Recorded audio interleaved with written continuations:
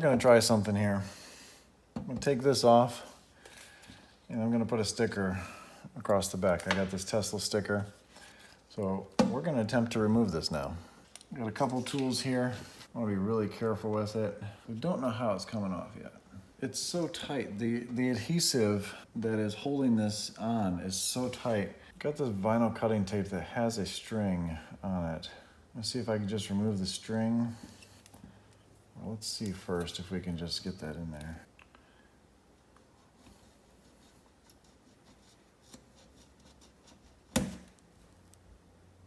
Well, it was cutting. Looks like this will work. It'll just take a while. This is actually tape that you lay down. If you're putting vinyl down and you want a straight line, you lay this down, and then once you lay the vinyl over it, you can actually pull this up, and then that thin wire will cut the vinyl in whatever shape you actually made. So, really cool tape.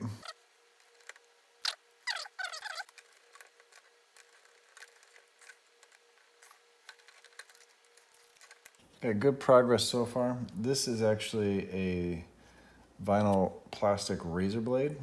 It's sharp enough to go through vinyl, but not your thumb. So once I was able to get it up into there, I was able to just use that edge right here and just kind of push it up, and I was able to get up into there. Now it's cutting between the foam that's holding this on and the trim piece, not the paint. I'm gonna have to remove all that glue and stuff and then do a little buffing to remove all that stuff before I apply the sticker.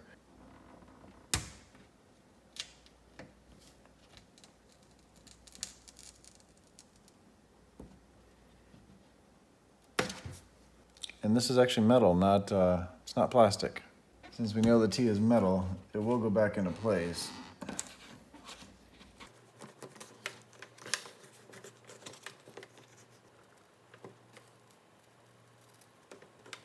I'm putting this on top because as I pull up, I don't want those pieces to dig into the metal as it releases. And now, we gotta get that off. All right, got some alcohol. I'm gonna put on a rag, pull some of these big boogers off first.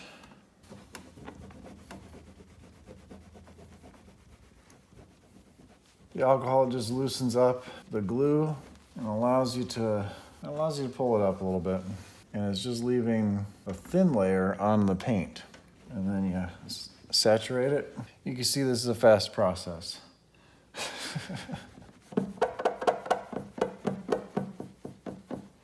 It's coming along though. We're getting there. We just got a little booger there.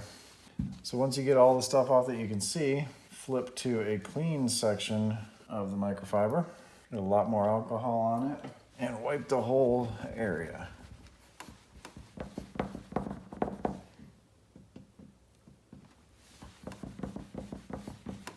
And I got a light to inspect.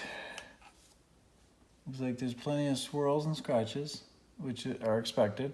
What I'm gonna do now is take some compound and rub that out.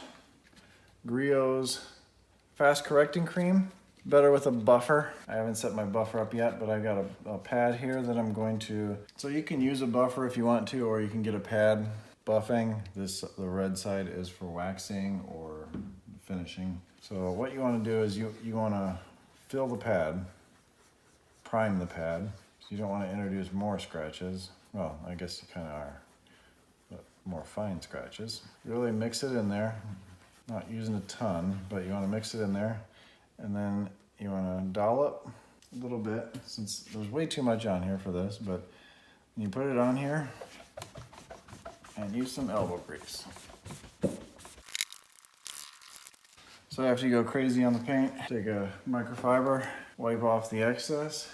So all that stuff should be gone. Should feel nice to the touch.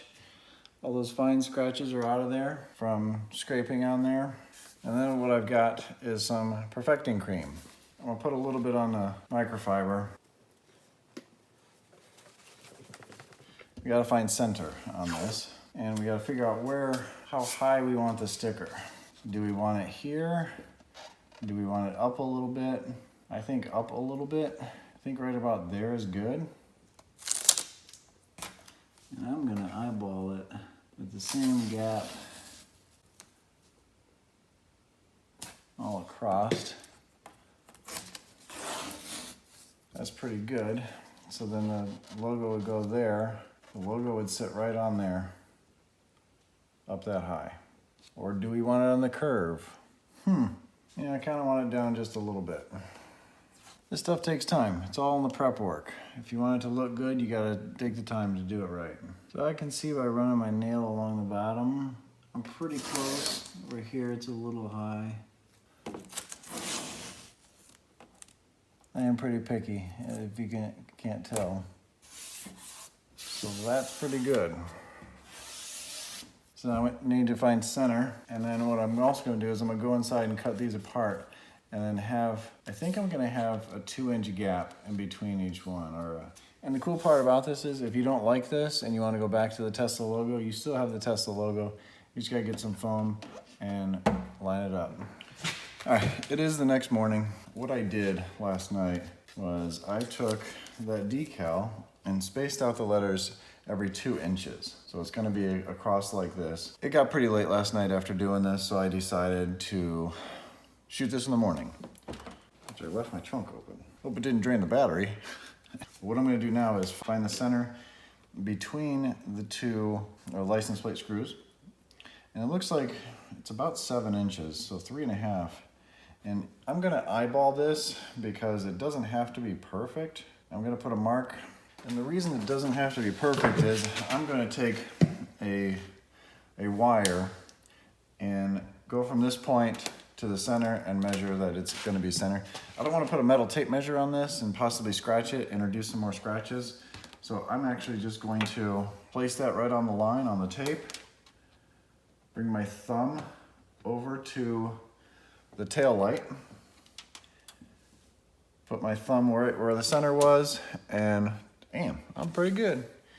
It's actually pretty right on. Now that we found center, we can easily find the center of the S. So it's 3.5 centimeters. Now that we have that, we're going to line up the center. We're going to hold this down, line this up, put the tape there, and then work our way around. This kind of curves a little bit. So we're going to end up taking this letter and placing it there. So now we're gonna work our way from here over. We're gonna peel off the backing. I have one of these squeegees or these vinyl things. And what we're gonna do is just work our way across, pushing down, pushing on the letters, and then we're going to peel off, revealing the A.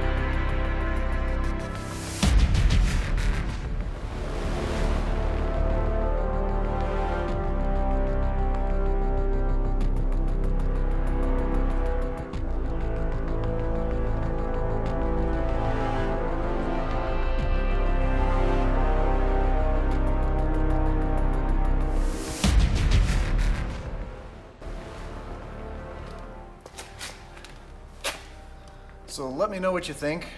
Let me know if you think the letters are too big, you want them thinner.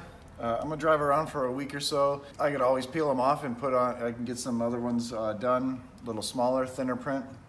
These are a little bit bigger than what Franz von Holzhausen did on his. The red does stand out. I'm gonna do the front logo a little differently. I'm thinking about using some white carbon fiber, and I may have this recut a little thinner using the same white carbon fiber back here, because I did kind of like the look of it with really nothing there. Just having a little ghosted image of a white carbon fiber, and I might do the door handles in white carbon fiber as well to tie the three pieces together. Leave a comment below what you think about it and what other customizations you might want me to do. Thanks a lot.